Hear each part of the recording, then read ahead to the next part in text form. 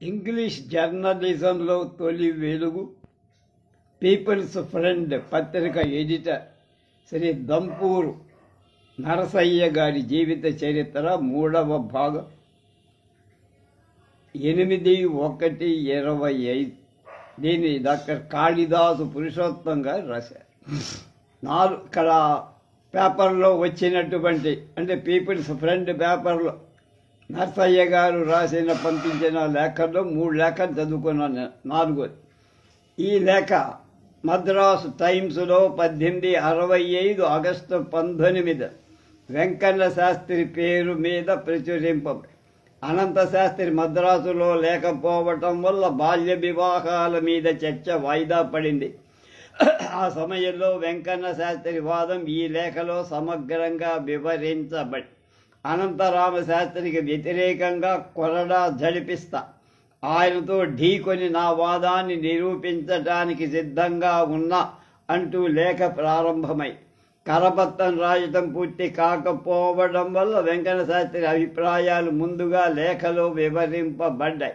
తన మొదటి లేఖలో అనంతరామ శాస్త్రి పుస్తకంలో కొన్ని అప్రధానమైన అంశాలకు సమాధానాలు చెప్పడం అవకాశం లేకపోవడం వల్ల ఈ లేఖలో వాటిని ప్రస్తావించినట్టు చెప్పారు. ఈ లేఖలో ప్రధానాంశాలు సంగ్రహంగా ఇక్కడ పేర్కొనటం జరిగింది. అనంతరామ శాస్త్రి తన అభిప్రాయాలను వివరించే సందర్భంలో తరచుగా సభ్యత విడిచిపెడుతూ ఉంటాడు. ఆయన సంప్రదించిన ఆకరాలు రెఫరెన్స్ హాస్యాస్పదమై సభ్యత విడిచిపెట్టకుండా ఆయన సమాధానం చెప్పడం వీలు పడదు. ఉద్దేశపూర్వకంగా అటువంటి విషయాలు ఈ లేఖలో ప్రస్తావించటం లేదు. చర్చలో వచ్చే విషయాలు స్వభావమే అటువంటిదని పాఠకుడు గ్రహించాలి అని వెంకన్న శాస్త్రి ముందుగా హెచ్చరిస్తారు. తన వాదానికి ఆధారంగా అనంతరామ శాస్త్రి మనుస్మృతి 83వ ప్రకరణలో 8వ శ్లోకాన్ని ఉదహరించాడు. వివాహయోగ్యమైన కన్యకు కేశాలు అతిగా ఉండటం, పలసగా ఉండటం మంచిది కాదు. బాలిక ఈడేరిన తరువాత కానీ ఈ విషయం తెలిసే అవకాశం లేదు. అప్పటి వరకు చాలా శరీర భాగాల్లో కేశాలు రావు. అందుచేత ఈడేరిన బాలికనే పెళ్లాడాలని మనువు భావించాడు. ఇది అనంతరామ శాస్త్రి వాదం పరిహాసాస్పదంగా లేదా అన్నాడు. ధర్మశాస్త్రాలు విధి నిషేధాలు స్పష్టంగా పేర్కొన్నాయి. ఈ విషయంలో ఎటువంటి స్వేచ్ఛ లేదు. శాస్త్రాలు కొన్ని కార్యాలను చెయ్యమను చెయ్యొద్దను చెబుతాయి. వీటి ఆచరణలో మనకు స్వేచ్ఛ ఉంటుంది. అనంతరామ శాస్త్రి ఉదహరించిన మనువాక్యాలు 2వ పద్ధతివి. కేశాల ప్రస్తావన సౌందర్యానికి సంబంధించిందే కాని ఆయన భావించిన అర్థం దానికి లేదు. శిశువు జన్మించిన నాటి నుండి 8 ఏళ్లు వచ్చే లోపల మనువు షోడశ కర్మలు విధించాడు. ఉపనయనం తప్ప మిగతా కర్మలకు ఆడపిల్లలకు కూడా మంత్రాలు లేకుండా ఆచరించాలని విధించాడు. పురుషుడికి ఉపనయనం విధితో ఈ కర్మలు ముగిసినట్లుగా స్త్రీకి వివాహ విధితో అవి పూర్తవుతాయని చెప్పారు. స్త్రీకి 8వ ఏట వివాహ విధి పూర్తి చెయ్యాలి. ఈ వయస్సులో కుమార్తె వివాహం నిర్వహించని తండ్రి గర్హనీయుడని స్మృతి చెప్పే బాలికలకు 8వ ఏట 7 నిండే లోపల వివాహ కార్యం పూర్తి చెయ్యాలని శాస్త్ర గ్రంథాల నుంచి విస్తారంగా ఉదహరించాం. అనంతరామ శాస్త్రి మనువులు తప్ప ఇతర ఋషుల ధర్మసూత్రాలు అంగీకరించను అన్నాడు. ఆయన వాటిని చదివిన పాపాన పోల. రంగనాథ శాస్త్రికి ఇంగ్లీషు వచ్చు కదా, హైస్కూలు పరీక్షలో ప్రొఫిషియంట్గా ఉత్తీర్ణుడయ్యాడు కదా, మనుస్మృతి ఇంగ్లీషు అనువాదాలు పరిశీలించవచ్చుగా అని ఆయన అధిక్షేపం. 5వ లేఖ వెంకన్న శాస్త్రి పేరుతో ఈ లేఖ మద్రాసు టైమ్స్లో ప్రచురించబడి ప్రచురణ తేదీ లేదు. లేఖన 1865 సెప్టెంబర్ 19 రాసినట్లుగా కనపడుతుంది. Ranganatha Sastri Athenaeum and Daily News పత్రికలో రాసిన లేఖకు సమాధానంగా ఈ లేఖ రాయబడి లేఖ అనువాదం. అయ్యా, నేను శాశ్వతంగా నోరు మూయించాలనుకున్న రంగనాథ శాస్త్రి నా పుస్తకం కోసం ఎదురు చూస్తున్నట్టు శ్రీమద్ శంకరాచార్యుల సమక్షంలో పఠిస్తే వినడానికి తాను స్నేహితుడు అనంతరామ శాస్త్రి ఉత్సుకతో ఉన్నట్లు ఇథేనియం వంటి డైలీ న్యూస్లో రాశాడు. ఏమీ ఎరగనట్టు నటిస్తున్నాడు, కానీ నా పుస్తకం పూర్తయి ఎప్పుడు వెలుగు చూస్తుందో ఆయనకు తెలుసు. వచ్చే అక్టోబర్ మాసంలో ఏదో ఒక రోజు పుస్తక పఠనానికి ముహూర్తం నిశ్చయించబడి ఆయన మిత్రుడు మద్రాసులో లేకపోవడం వల్ల పుస్తక పఠనం ఇంతకాలంగా వాయిదా పడుతూ వచ్చి నా ప్రత్యర్థి ఊళ్ళలో ఎక్కడో తిరుగుతూ ఉంటే పుస్తక పఠనం ఈ విధంగా ఏర్పాటు చేస్తారు.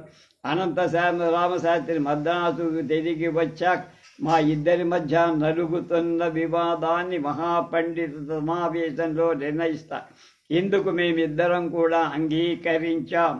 మద్రాసు ప్రెసిడెన్సీలో కాంచీపురం మొదలైన ప్రదేశాలు సుప్రసిద్ధ పండితులకు ఆహ్వానాలు వెళ్ళాయి. ఆ మహావిద్వాంసులు ఇక్కడికి రావటానికి కొంత సమయం పడుతుంది కదా. ఇదంతా తెలిసే రంగనాథ శాస్త్రి పత్రికలకెక్కా. నా పుస్తకం అచ్చయితే నా పుస్తకం సత్తా తెలుస్తుందని రాజా. మనువు అష్టవిధ వివాహాలు అంగీకరించాడు కనుక గాంధర్వ విధిని కూడా అంగీకరించాడని అనంతరామ శాస్త్రి తన వాదానికి ఉపపత్తి చూపాడు. మనువు గాంధర్వ వివాహాన్ని గ్రహించాడు. ఈ విషయాన్ని అనంతరామ శాస్త్రి గ్రహించినట్టుదే. చివరి లేఖ 6వది. మద్రాస్ టైమ్స్లో ప్రచురింపబడిన తారీఖు కానీ లేఖ రాయబడిన తారీఖు కానీ లేదు. లేఖ చివర NVD అని పొడక్షరాలున్నాయి. దంపూరు వెంకట నరసయ్యకు ఇది సంగ్రహ రూపం. ఈ లేఖ సంగ్రహ అనువాదం. అయ్యా, మొన్న జరిగిన అవమానకరమైన సంఘటనకు సాక్షిగా నేనున్నా. అక్కడ ఉండి జరిగిన సంగతులు గమనించిన నా వంటి వారెవరికైనా వార్తాపత్రికల్లోనో మరొక వేదిక మీదనో వాస్తవాన్ని ప్రజలకు తెలియజేయాల్సిన బాధ్యత ఉందని విశ్వసిస్తారు. అందువల్ల మీరు ఏ అద్భుతమైన వేదిక మీద అదుపు తప్పి మాట్లాడారు. అటువంటి ప్రదేశాలకు దూరంగా ఉండమని ప్రజలను హెచ్చరించినట్లు అవుతారు. ఆ విధంగా ప్రవర్తించిన వాడు తర్వాతైనా మనస్ఫూర్తిగా తన ప్రవర్తన సిగ్గుపడేట్టు చేస్తుంది. మిమ్మల్ని విసిగిస్తున్నందుకు క్షమాపణ కోరకుండా జరిగిన విషయాలను మీ ముందు ఉంచే ప్రయత్నిస్తా.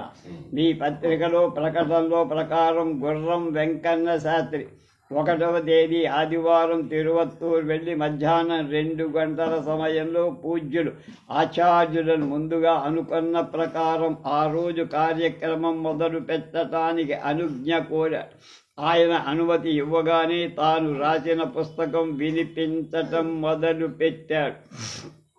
పుస్తక పఠనం మొదలయ్యే సమయంలో అక్కడే ఉన్న రంగనాథ శాస్త్రి అనంతరామ శాస్త్రి కనిపించకపోవటం గమనించి వాళ్ళిద్దరినీ లోపలకు వచ్చి కూర్చోవలసిందిగా ప్రార్థిస్తూ ఒక సేవకుడి ద్వారా సందేశం పంపారు.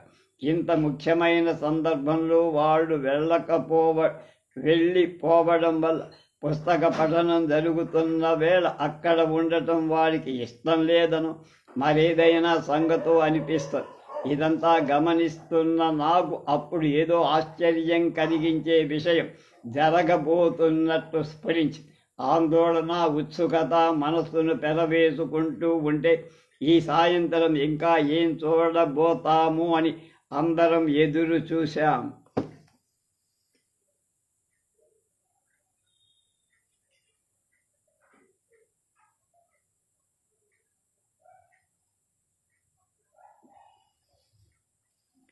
తినబోతూ రుచి ఎందుకు అడగటమని కళ్ళు చెవులు అప్పగించి గమనిస్తూ ఇంతలో 2 శాస్త్రులు వెంకన్న ముందుకు వచ్చి ఆయన వాదంలో లోపాలకు అక్కడికక్కడే అభ్యంతరం తెలపటానికి అవకాశం ఇవ్వాలని ఒక్క మాటగా అడిగారు.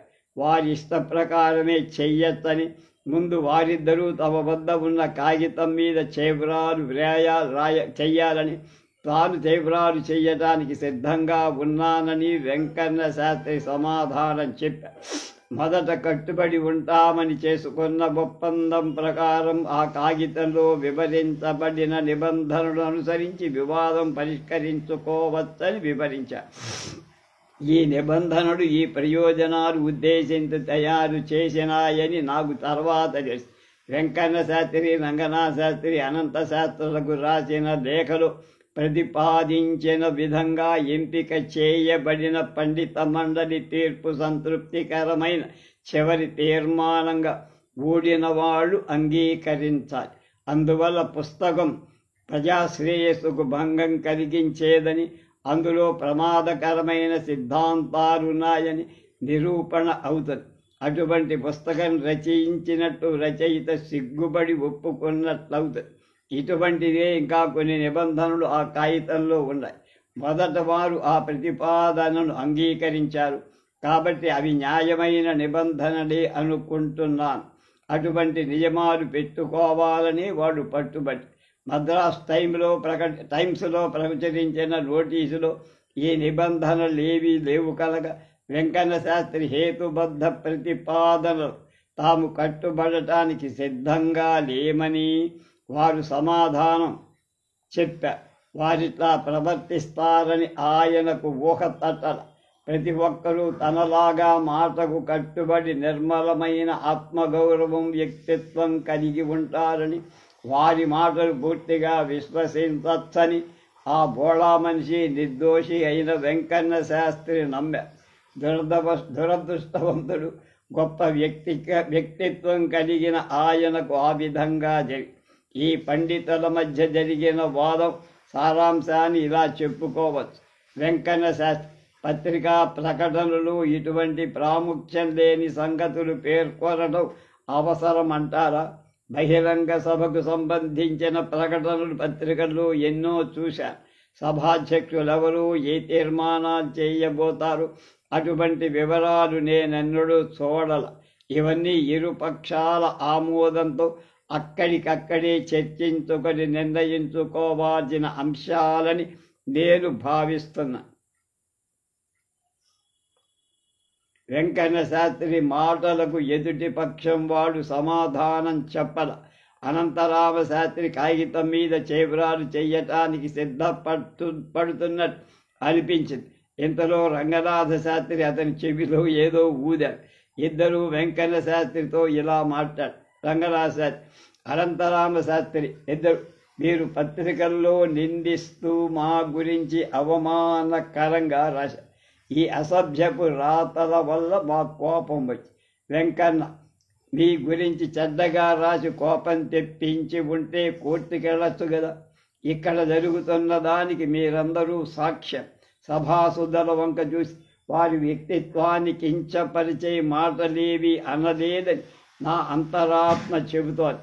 టైమ్స్ పత్రికకు నేను రాసిన 3 లేఖల్లో వాడు ప్రతిపాదించిన విషయాలకు వ్యతిరేకంగా వాదించానే కాదు, వారికి వ్యతిరేకంగా కాదు, నా బుద్ధికి తట్టిన పొరపాట్లు విమర్శించి వారి సమ్మతం కాకపోతే నా వాదానికి బదులెందుకు రాయలా?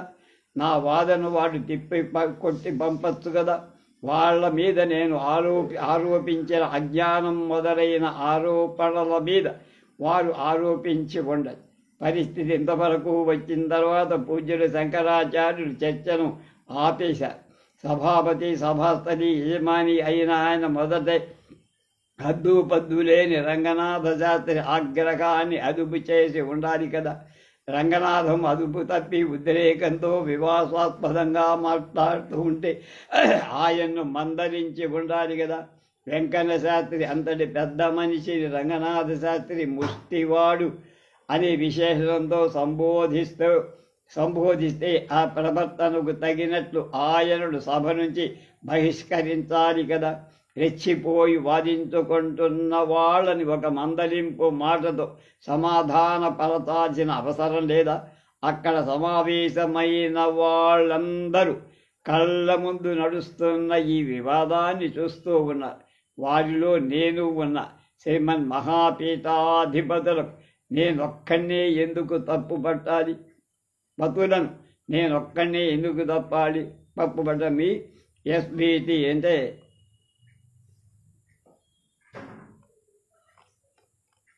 దంపూరు సోమయ్య, నర్సయ్య, నరసయ్య రాసిన ఈ లేఖలో కొంత భాగాన్ని ప్రచురణార్హంగా లేదని విడిచిపెట్టినట్టు మద్రాస్ టైమ్స్ సంపాదకులు ఒక వివరణ ఇచ్చారు. నరసయ్య ఆ వివరణ కూడా తన పుస్తకంలో యథాతథంగా వేసేసుకున్నాడు. అలాగే ఆనాటి పండితవాదాలు సాగిన తీరుకు ఈ సంఘటనకు ఉదాహరణ. వీరేశలింగం స్వీయ చరిత్రలో ఇటువంటి సంఘటనలు వివరంగా చిత్రించారు. పీఠాధిపతుల సమక్షంలో తన బావగారికి జరిగిన అగౌరవాన్ని తెలియజేయటానికి నరసయ్య ఈ లేఖ రాశారు. 17 ఏళ్ల నరసయ్య దృష్టికోణం నుంచి ఈ లేఖ రాయబడి ఆయనలో దాగి ఉన్న పత్రికా విలేకరి రచయిత అంకుర రూపంలో అందులో వ్యక్తమయ్య. సభలో పాల్గొన్న వ్యక్తుల సంభాషణలు ప్రత్యక్ష ఉల్లేఖనంతో రాయటం ఆనాటి పత్రికా రచనా పద్ధతుల్ని సూచిస్తోంది.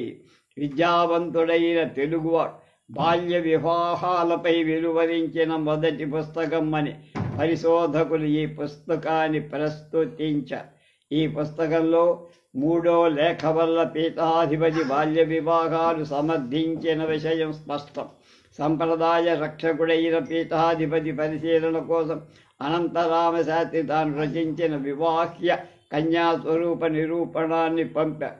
ఆ పుస్తకాన్ని పూర్వపక్షం చేస్తూ వెలువడిన గ్రంథాలు తన రచన వాద ప్రహసనాన్ని పీఠాధిపతి సమగ్ర ఖండన గ్రంథంగా ఎంపిక చేసి సన్మానించినట్టు వెంకన్న శాస్త్రి వాద ప్రహసనం ఉపోద్ఘాతంలో పేర్కొన్న పీఠాధిపతి అనంతరామ శాస్త్రి వాదాన్ని తిరస్కరించినట్లు 1865 అక్టోబర్ 4 నుంచి 9 తేదీలలో ఎథీనియం అండ్ డైలీ న్యూస్ సంచికలు తదితర పత్రికల వల్ల తెలుస్తాయి.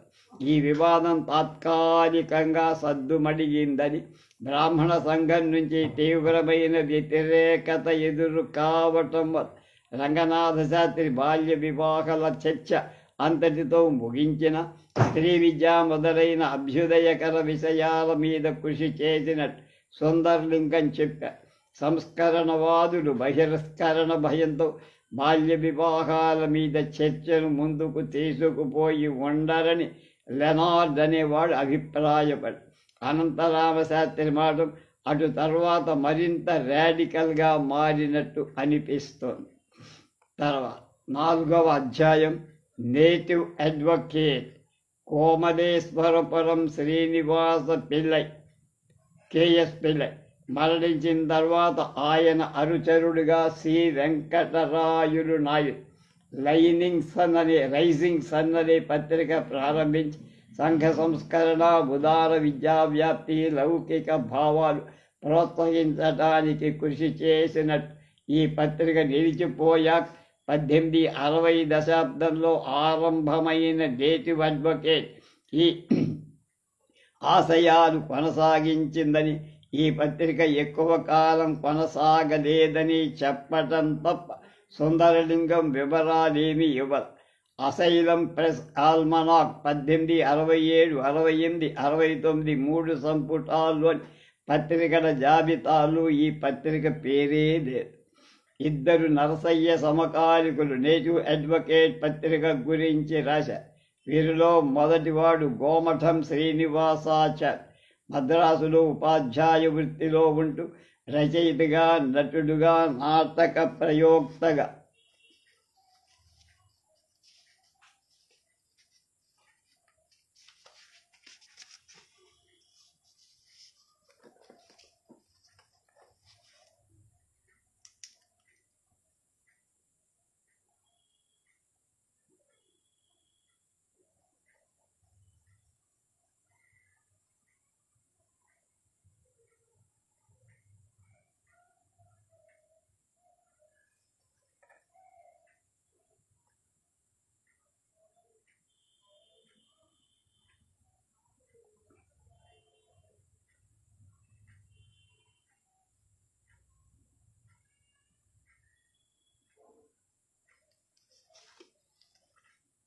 నరసయ్య బాగా తెలిసినవాడు. సూర్యాలోకం అనే పత్రిక 2 ఏళ్లు నడిపారు.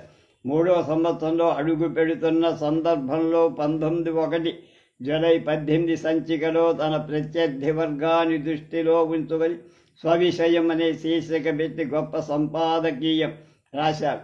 ఆ సంపాదకీయంలో మద్రాసు ప్రసిద్ధ పత్రికలను ప్రస్తావిస్తూ పత్రికలకు పుట్టుక సాగు రెండూ సహజమే అంటూ ఈ విధంగా రాశారు. సూర్యాలోకం పుట్టడం చేత ఎవరికి గొప్ప లాభం కలిగింది, గీతితే ఎవరికి నష్టం.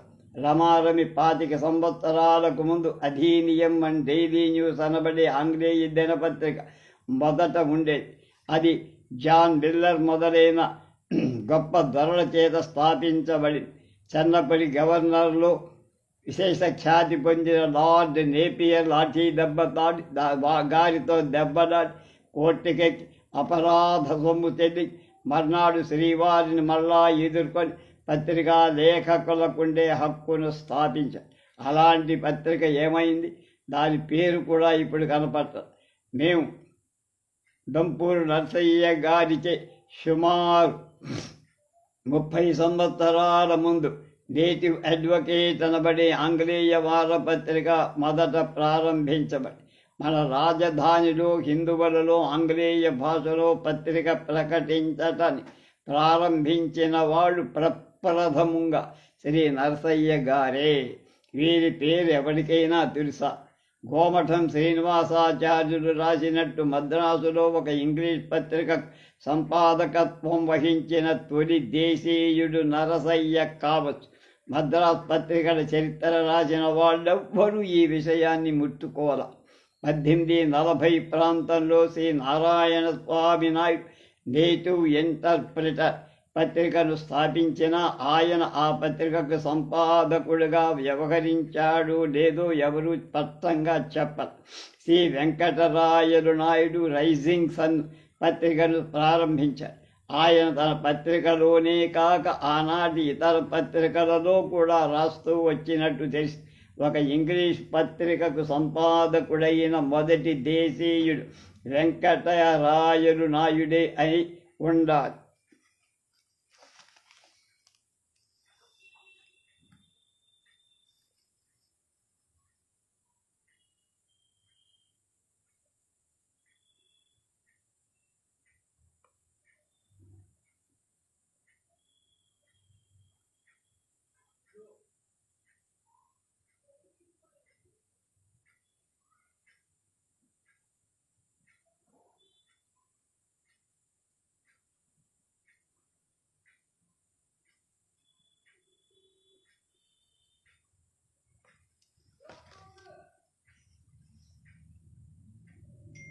ఆయన పత్రిక రైజింగ్ సన్కు మరొకరైన సంపాదకుడిగా వ్యవహరించి ఉంటే మద్రాసులో ఒక ఇంగ్లీష్ పత్రిక సంపాదకుడిగా వ్యవహరించిన మొదటి స్థానికుడు నరసయ్యే అని తీర్మానం చేయొచ్చంటున్నాం. నేటివ్ అడ్వకేట్ ప్రస్తావించిన రెండో సమకాలికుడు ఒంగోలు వెంకటరంగయ్య. చిన్నతనంలో మద్రాసులో ఉండగా నేటివ్ అడ్వకేట్ అని ఆంగ్లేయ పత్రికను సాగిస్తున్నారు. దాని జాలించి కీర్తిశేషులకు వెంకటగిరి మహారాజా రాజగోపాలకృష్ణ యాచేంద్రుల వారి ఇంగ్లీష్ ఉపాధ్యాయులుగా వెంకటగిరి చేరిరి అని రాశారు. తమిళనాడు ఆర్కైవ్స్లో నేటివ్ అడ్వకేట్ పత్రిక అధిపతి డి కృష్ణయ్య మద్రాస్ ప్రభుత్వ చీఫ్ సెక్రటరీకి రాసిన ఉత్తరం ఒకటి దొరికింది. ఆ ఉత్తరం to the honourable R S Ellis Esq, Chief Secretary to the Government of Fort St. George. Sir, we have the honor to enclose a copy of the Native Advocate newspaper, a weekly publication lately started by us, and respectfully wish to be informed of the Madras government will do us the honor of subscribing to the paper in question. Ours being a native newspaper, we have secured a large number of subscribers of some of the most respectable classes among the population. Information of public character, such as it is usually placed by the government at the disposal of the press, will therefore be very thankfully received by us and given insertion to our columns. Our humble and special respectful request to you, therefore, is that you would be pleased to obtain the sanction of government to forward us for the use of the native advocate all the official papers weekly placed on the editor's table. We have the honor to remain your very obedient servant, the Krishnaya brothers, proprietors of the Native Advocate newspaper. Madras 31 August 1867.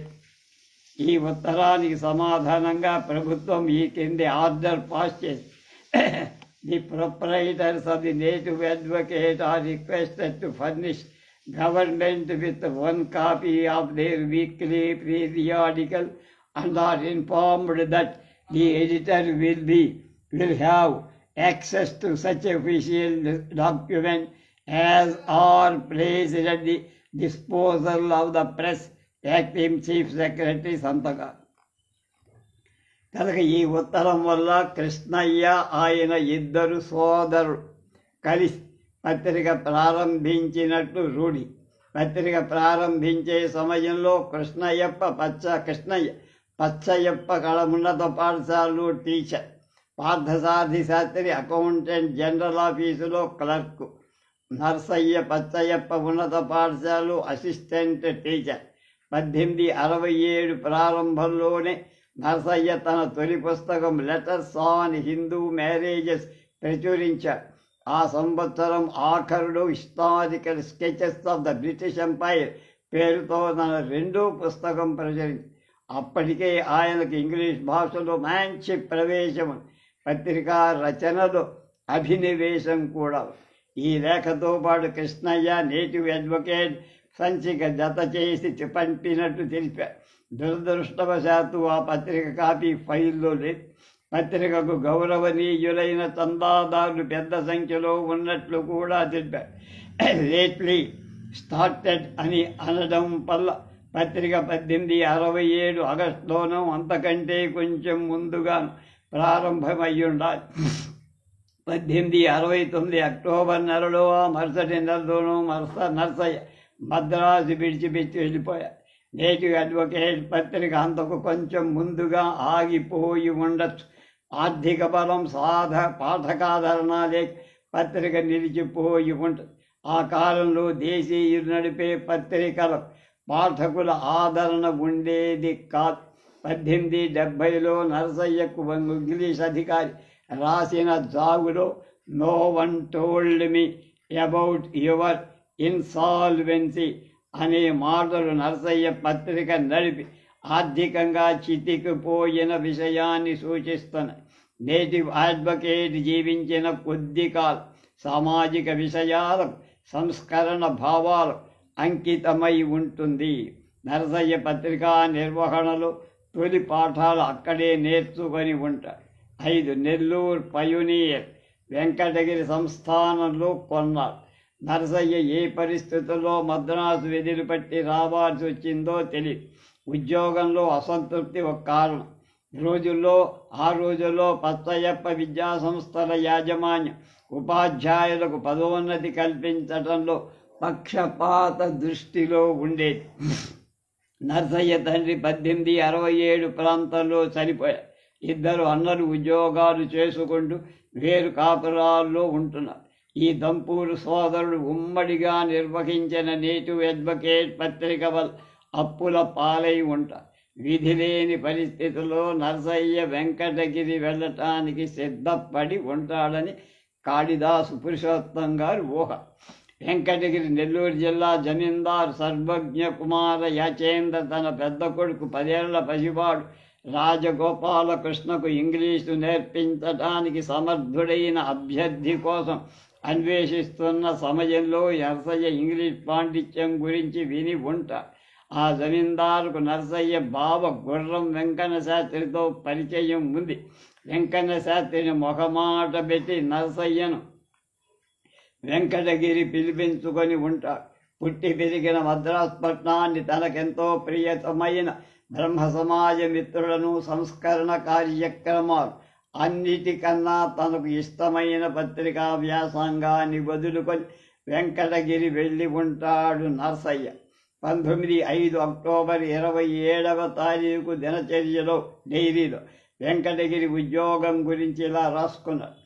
Deepavali day 36 years ago this day I entered the Venkatagiri Raja's service as tutor to the present Raja.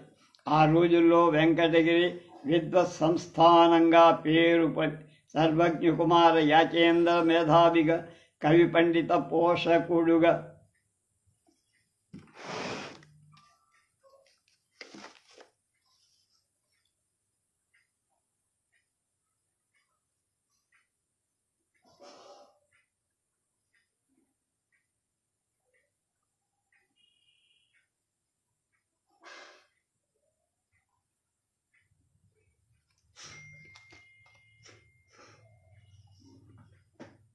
అప్పుడప్పుడే ఆయన దృష్టి మత సాంఘిక విషయాలపై వెళ్ళి ఆయనకు పాశ్చాత్య విజ్ఞానం మీద విశ్వాసం, శాస్త్రీయ దృక్పథం మీద గౌరవం. ఆస్తికుడే అయినా మత గ్రంథాలు గుడ్డిగా నమ్మడు. శ్రేశ్వర మతాలన్నీ తనకు ఆరాధ్యమైనవి. ఈశ్వర మత అంటే ఈశ్వరుడితో కూడిన మతం అంటే దేవుడు. జ్ఞాన సమాజం పేరుతో వెంకటగిరిలో ఒక సమాజం స్థాపించి వారం వారం సామాజిక విద్యా విషయాల మీద చర్చ చేసేవారు. మద్రాసు వేద సమాజం వారితో మత విషయాల మీద ఉత్తర ప్రత్యుత్తరాలు జరిపారు. విశ్వమత సిద్ధాంతాలు తెలుసుకోవటానికి కృషి చేశారు. రాధాకృష్ణ భక్తితత్వాన్ని అభిమానించి అనుసరించారు. ఆ రోజుల్లో ఎంతోమంది కవి పండితులు, గాయకులు, విద్వాంసులు వెంకటగిరి సంస్థానానికి వచ్చి సన్మానాలు అందుకొని ఈ కాలంలో సర్వజ్ఞ కుమార యాచేంద్రవత సంబంధమైన పుస్తకాలు రాయటానికి పూనుకొన.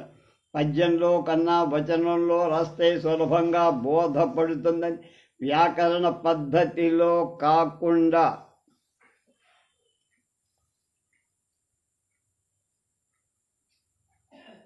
వాడుక భాషలో రాస్తే అందరికీ తెలుస్తుందని అప్పటికే ఆయన అనుభవపూర్వకంగా గ్రహించారు. ఈ వాతావరణం నరసయ్య వ్యక్తిత్వం మీద ప్రభావం చూపి ఉంటుంది. భాషా విషయాల మీద నరసయ్య అభిప్రాయాలకు ఇక్కడ బీజం పడి ఉండాలి. నరసయ్య వెంకటగిరి సంస్థాన వాతావరణాన్ని అసహించుకోవడానికి బలమైన కారణాలు. సర్వజ్ఞ కుమార యాచేంద్ర మేధావి తత్వవేత్త అయిన వేశ్యా వ్యామోహం ఆయన బలహీన. బ్రహ్మ సమాజ భావాలు, సంఘ సంస్కరణ ఉద్యమం నరసయ్య యవ్వన ఆశలకు ఆక్కుని. మహానగరంలో స్వేచ్ఛగా పెరిగిన యువకుడికి వెంకటగిరి రాచరిక వ్యవస్థ నిత్యం వేశ్యల నృత్యగాన వినోదాలతో ముగిసే సమావేశాలు, గోష్ఠులు రోత పుట్టించి ఉంటాయి. ఆ జీవితం అసహ్యంగా ఇరుకుగా అనిపించి ఉంటుంది. సంస్థానం కొలువులో నరసయ్య ఏడాది పాటైనా ఉన్నాడు లేదు. అప్పుడు వెంకటగిరి సంస్థానంలో యాజమాన్యంలో ఒక ఆంగ్లో వర్నాక్యులర్ పాఠశాల పనిచేస్తారు. అక్కడి కాక ఒక యూనియన్ స్కూల్ కూడా ఉంది. మొత్తం మీద నరసయ్య సంస్థానం కొలువు మారుకొని ప్రభుత్వ అజమాయిషీ ఉన్న ఒక పాఠశాలలో ఉద్యోపాధ్యాయుడిగా చేరారు. చివరకు పచ్చయ్యప్ప ఉన్నత పాఠశాల ఉద్యోగం మానుకొని మారుమూల వెంకటగిరిలో చిన్న బడిలో ఉపాధ్యాయుడిగా అనామకంగా రోజులు గడపాల్సి వచ్చి నరసయ్య పరిస్థితి Nellore range deputy schools inspector Chunduru Kotayya Setti ద్వారా నెల్లూరు కలెక్టర్ ఆఫీసులో పనిచేస్తున్న ఒక ఇంగ్లీష్ అధికారి దృష్టికి వచ్చి ఆయన నరసయ్యను నెల్లూరు కలెక్టర్ ఆఫీసులో అనువాదకుడుగా చేరమని ఆహ్వానిస్తూ ఉత్తరం రాశాడు. ఆ ఉత్తరానికి అనువాదం: నెల్లూరు డిసెంబర్ 20, 1870. సార్, మీరు అప్పులు పాలైన విషయం నాకెవరూ చెప్పలా. ఎవరైనా చెప్పినా నేను పట్టించుకొని ఉండను. సుదర్శనరావు చేత మీకు రాయించా. ఆ ఉత్తరం ఆంతర్యం మీరు గ్రహించలేకపోయారు. మీరు రాజాగారి కొలువు మానుకొని వెంకటగిరి స్కూల్లో పనిచేస్తున్నారని, విద్యాశాఖ నుండి మీ సేవలు గ్రహించవచ్చని నిన్ననే కోటయ్య శెట్టి ద్వారా తెలిసింది. ఈ పరిస్థితుల్లో మిమ్మల్ని అనువాదకుడి ఉద్యోగంలో నియమించడం నాకు ఎంతో సంతోషంగా ఉంది. మీ నియామకాన్ని రేపు అదనంగా వెలువరించే గెజిట్లో ప్రచురిస్తా. సెలవయ్యాక సెలవుల తర్వాత తప్పకుండా పనిలో చేరాలి. ఈ ఆఫీసు మీకు నచ్చుతుందా అని నాకు సందేహంగా ఉంది. ఇష్టమైతే సక్రమంగా ఆఫీసుకు హాజరై కొంత గుడ్డు చాకరీ చెయ్యటానికి నిశ్చయించుకోవాలి. నేను మద్రాసు వెళ్తున్న సెలవులు ముగిసేదాకా రాను. మీ విశ్వాసపాత్రుడు గ్రాంట్. అప్పటి జిల్లా కలెక్టర్ సేన్స్ ఏగ్ను నర్సయ్య విద్యా కులసరతకు మెచ్చి కలెక్టర్ ఆఫీసులో ట్రాన్స్లేటర్గా నియమించినట్టు ఒంగోలు వెంకటరంగయ్య చెప్పారు. చుండూరు కోటయ్య శెట్టి నెల్లూరు వాడు. పల్లె చెంచలరావు సమకాలి స్నేహితుడు.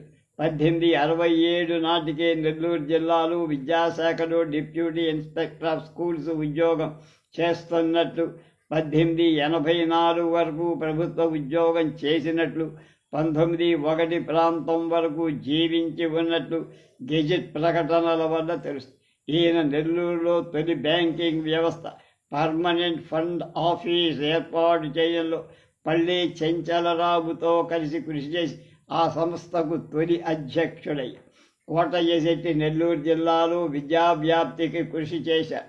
1872 జూన్ మాసంలో జరిగిన జిల్లా లోకల్ ఫండ్ బోర్డు సమావేశంలో ఆయన చేసిన కృషిని అభినందిస్తూ ఆ విధంగా తీర్మానించారు.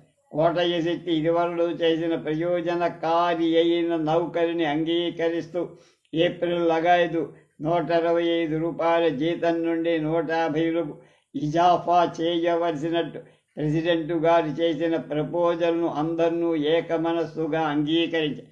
విద్యా విషయాన్ని గురించి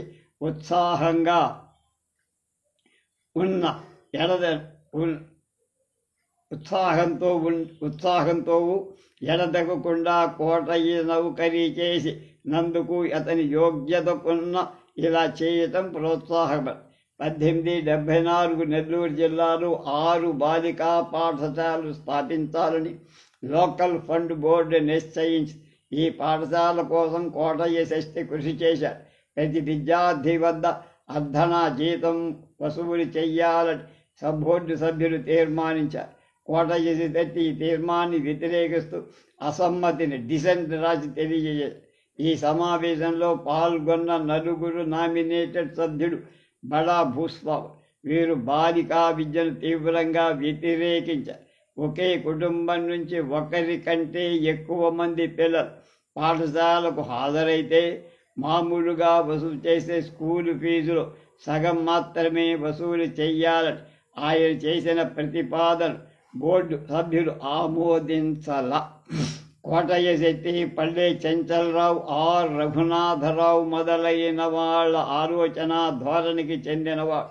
బ్రహ్మ సమాజ భావాలను అభిమానించారు.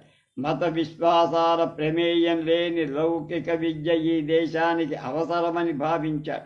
పాఠ్యపుస్తకాలలో ప్రత్యేకంగా ఒక మతానికి సంబంధించిన దేవతల పేర్లు స్మరించడం లౌకిక విద్యా విధానానికి విరుద్ధమైందని నమ్మారు. వెంకటగిరి జమీందార్ సర్వజ్ఞ కుమార యచేంద్ర నీతి సూత్రం పేరుతో చిన్న పుస్తకం రాసి అచ్చేశారు. దాన్ని బళ్ళల్లో పాఠ్యపుస్తకంగా పెట్టించాలనే ఆలోచనలతో కోటయ్య శెట్టికి ఆ పుస్తకాన్ని పంపాడు. అంతటి మహారాజు తన అభిప్రాయాన్ని కోరాడని ఉబ్బి తబ్బైపోకుండా స్పష్టంగా నిర్మోహమాటంగా కోటయ్య శెట్టి తన అభిప్రాయాన్ని తెలియజేస్తూ సమాధానం రాశాడు. ఈ ఉత్తరం ద్వారా ఆయన వ్యక్తిత్వం, మత విశ్వాసాలు వ్యక్తమయ్యాయి. నెల్లూరు, ఫిబ్రవరి 2, 22, 1876. మహారాజరాజశ్రీ రాజా విలుగోటి కుమారయాచమనాయుడు బహదూర్ సిఎస్ఐ పంచహజార్ మన్సబ్దార్ రాజా ఆఫ్ వెంకటగిరి వారి సముఖానికి తమరిచ్చిన నీతి సూత్ర శతకం దీనితోటి మరలా పంపించడం అవుతోంది. అది ఇచ్చినప్పుడు దాన్ని ప్రచురపరచి తెలుగులో బళ్ళల్లోకి తేవచ్చునని వాక్కులిచ్చారు కనుక దాని విషయమై నాకు తోచిన అభిప్రాయం వ్రాస్తున్నా కనుక మన్నించదరని నమ్మిదా. దాన్ని పూర్తిగా చూశా మరియు కొందరికి చూపించా. సదరు గ్రంథంలో చెప్పిన నీతులు అందరికీ ఉపయోగించేవి కొన్ని అనగా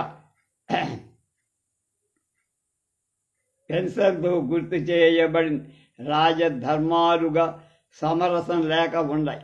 ఈ గ్రంథం లోకంలో ఉపయోగకరంగా ఉండకోరిన అందరికీ నిరాక్షేపణీయంగా ఉండటం బాగా ఉంటుందని కారం గుర్తు పెట్టాను. అది తప్పక కొనమని అందరూ ఒప్పుకోదగిందిగానే ఉన్నాయి కనుక వాటిని ఎత్తి సంధి లేకపోయినా వ్యాకరణ పద్ధిగా అచ్చు వేయించిన అక్కడ లోకోపకారంగానే ఉంటుంది. అలాగే అన్ని సంస్థలు అన్ని మతస్థులకు సమానంగా ఉండేటట్లుగా శ్రీ రాధాకృష్ణ సహాయం ఆనక టైం సహాయం కానీ లేక అందరికీ సామాన్యమైనటువంటి వాటితో కానీ ఆరంభించిన ఎడల బాగుంటుందని తోస్తాం. తమరు రచించిన గ్రంథం మీద ఏమి కానీ చెప్పటకు నాకంత యోగ్యత లేదు.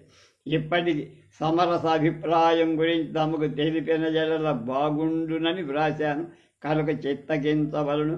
సీక్వల్ భాషా విషయంలో కోటయ్య శెట్టిది వెనక చూపు. 1864 నాటికే సర్వజ్ఞ కుమార యాచేంద్ర వచనం ప్రాముఖ్యాన్ని వాడుక భాష అవసరాన్ని గ్రహించాడు. నెల్లూరు పయనీర్ గురించి ఒంగోలు వెంకట్రంగయ్య రాసింది తప్ప కొత్తగా ఎవరు ఏం చెప్పాల. ఆ పత్రిక 19వ శతాబ్ది 60వ 10 చివర వెలువడిందని కలెక్టర్ కచేరీ ఉద్యోగులు నంబెరుమాళ్ళయ్య నరసయ్య కలిసి పత్రిక నడిపారని, పత్రికను వెలువరిస్తున్న సమయంలో నరసయ్య నెల్లూరు కలెక్టర్ ఆఫీసులో అనువాదకుడిగా పనిచేసేవాడని, పత్రిక 1 సంవత్సరం కాలం లోపలే పాఠకుల ఆదరణ లేక మూతబడిందని, ఈ పత్రిక నిర్వహణ ప్రత్యక్షంగా చూసిన వాళ్ళని విచారించి తాను ఈ విషయాలు రాసినట్టు చెప్పారు. ఇది వారపత్రికో పక్షపత్రికో చెప్పల. నల్లూర్ హ్యాడ్ ది పీపుల్స్ ఫ్రంట్ అని జె రాటరాజన్ మద్రాసు రెసిడెన్సీ టౌన్లో ప్రారంభమైన తొలి పత్రిక గురించి రాశాడు. ఈ పేరుతో నెల్లూరు పత్రిక వెలువడినట్లు నెల్లూరులో ఒంగోలు వెంకట్రంగయ్య, బంగోరి వంటి స్థానిక చరిత్రలెవ్వరూ చెప్పరు. నరసయ్య నెల్లూరు కలెక్టర్ ఆఫీసులో అనువాదకుడుగా ఉద్యోగంలో చేరినవారు. Collector's office assumed charge.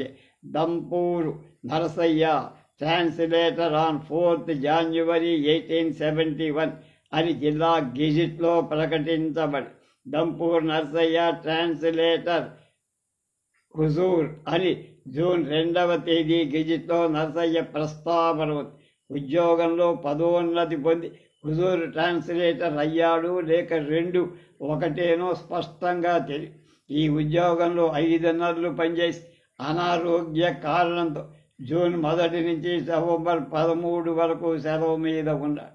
Collector ఆఫీసులో ఉద్యోగం చేస్తున్న కాలంలో నరసయ్య నెల్లూరు మూలాపేటలో నివాసం ఉన్నట్లు 1872 సంవత్సరం నెల్లూరు సెషన్స్ కోర్టులో జూరర్గా వ్యవహరించడానికి ఎంపిక చేయబడ్డట్టు గెజిట్ ప్రకటన వల్ల తెలుస్తారు.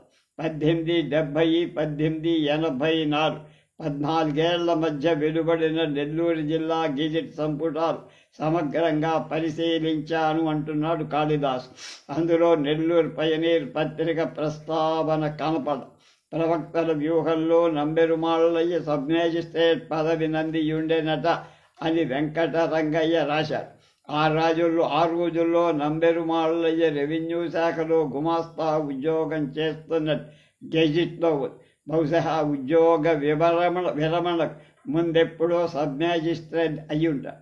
మద్రాసు ప్రెసిడెన్సీ జిల్లాలు అప్పుడెప్పుడే పత్రికా ప్రచురణ మొదలైంది. జిల్లాలు విద్యా వ్యాప్తి తక్కువ, పత్రికా పఠనం కొత్త కావడం, ఇంగ్లీష్ పత్రిక కావడం మొదలైన అంశాలు నెల్లూరు పయనీర్ వైఫల్యానికి దారి తీసి ఉండొచ్చు. విద్యాశాఖలో ఉద్యోగం కావటం వల్ల నరసయ్య నివాసం ఒంగోలుకు మారి ఉండటం, స్థానికుడు కాకపోవడం, అంగబలం అర్ధబలం చాలకపోవడం, వయసులో చిన్నవాడు కావటం కూడా పత్రిక కొనసాగకపోవటానికి కారణాలు అయి ఉంటాయని కాళిదాస్ పురుషోత్తం భావించారు. ఈ ప్రయత్నాల వల్ల నర్సయ్యలో పత్రిక వెలువరించాలని తీవ్రమైన ఆరాటం వ్యక్తమవుతుంది. నూతన ఆవిష్కరణ కోసం కృషి చేసిన శాస్త్రజ్ఞుల జీవితాలు నరసయ్య జీవితానికి పోలికలు కనిపిస్తాయి. ఆయన చేసిన ఈ రెండో ప్రయత్నం కూడా కొనసాగు. ఒంగోలు వెంకటరంగయ్య నరసయ్యను, నంబెరుమాళ్ళయ్యను ఇద్దరు ఆంగ్లేయ భాషా సాహితీ ధురీణులు అని ప్రశంసించారు. గురజాడ తర్వాత నరసయ్య ఆంగ్ల భాషా వైదుష్యాన్ని ప్రస్తుతించిన వెంకట రంగయ్య. దంపూర్ నరస ఉంటే ఆయన వార్తా ప్రచారం ఉగ్గుపాలతో నడవలసి అని ప్రస్తుతించారు. నరసయ్యను నెల్లూరు జర్నలిజం జనకుడని బంగారు స్తుతించారు. నెల్లూరు పయనీర్ కన్నా ముందు నుంచి నెల్లూరు డిస్ట్రిక్ట్ గెజిట్ వారం క్రమం తప్పకుండా వెలువడుతూ పరిశోధకులు గెజిట్ను పత్రికగా అంగీకరించారు. ప్రభుత్వేతర రంగంలో తొలి పత్రిక స్థాపించినందువల్ల కూడా నరసయ్య నెల్లూరు పత్రికా రంగానికి ఆద్యుడు కాలం. ప్రజాశ్రేయస్సు కోసం జీవితమంతా పత్రికలు నిర్వహించడం వల్ల నిర్భయంగా నిర్మోహమాటంగా రాసి ఉన్నత ప్రమాణాలు స్థాపించడం వల్ల నెల్లూరు పత్రికా లోకానికి ఆరాధ్యుడు అయ్యారు, జనకుడయ్యారు. నరసయ్య నెల్లూరు కలెక్టర్ ఆఫీసులో ఉద్యోగం చేస్తున్న కాలంలోనే ఎసెన్షియల్స్ ఆఫ్ ఇంగ్లీష్ గ్రామర్ అనే పుస్తకం రాశారు. ఎసెన్షియల్స్ ఆఫ్ ఇంగ్లీష్ గ్రామర్ 4-5 ఏళ్ల ఇంగ్లీషు బోధనానుభవం పుస్తక రచనానికి దోహదం చేసి ఉంటుంది. రేపు డెప్యూటీ ఇన్స్పెక్టర్ ఆఫ్ స్కూల్స్ ఉద్యోగం నరసయ్య ఎలా చేశాడు, విశేషాలు ఏమిటో తెలుసు.